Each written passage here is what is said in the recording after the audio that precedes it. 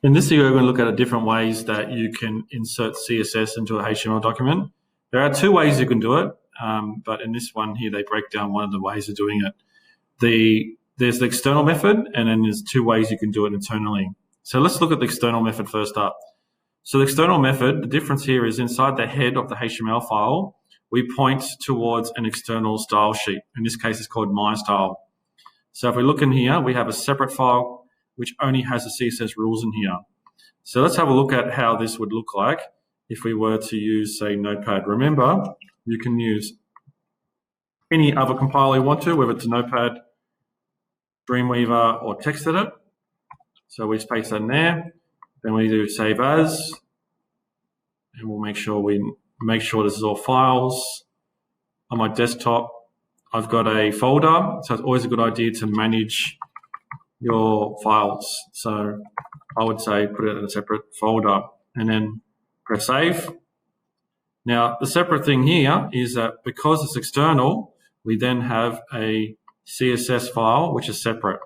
So I'm just going to copy the CSS only.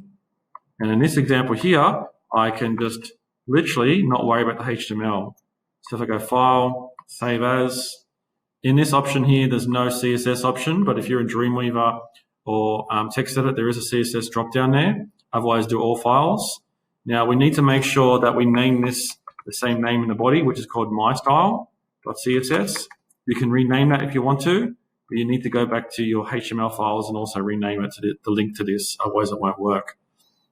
So if we have a look at how this works, if I run this now, you can see that the external style sheet has automatically applied those CSS rules.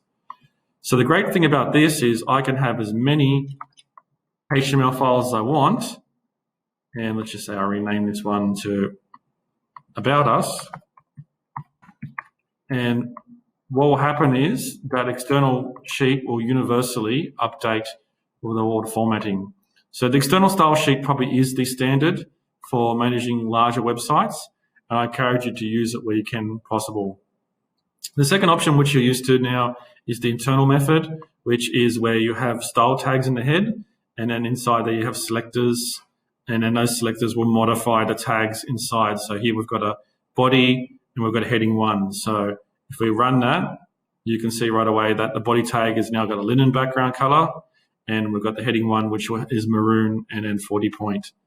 And that has effect on the one particular page. And then the second internal method, which I've broken into a separate section, is Inline. What happens is you can actually, inside the HTML document, call up an ID called style and insert some CSS. I don't really recommend doing this method as it is kind of cheating a little bit and it's not the best way to do it. The better methods are do external if you've got the time, especially if you're doing a large website, or doing internal if you're just affecting 1 or 2 pages.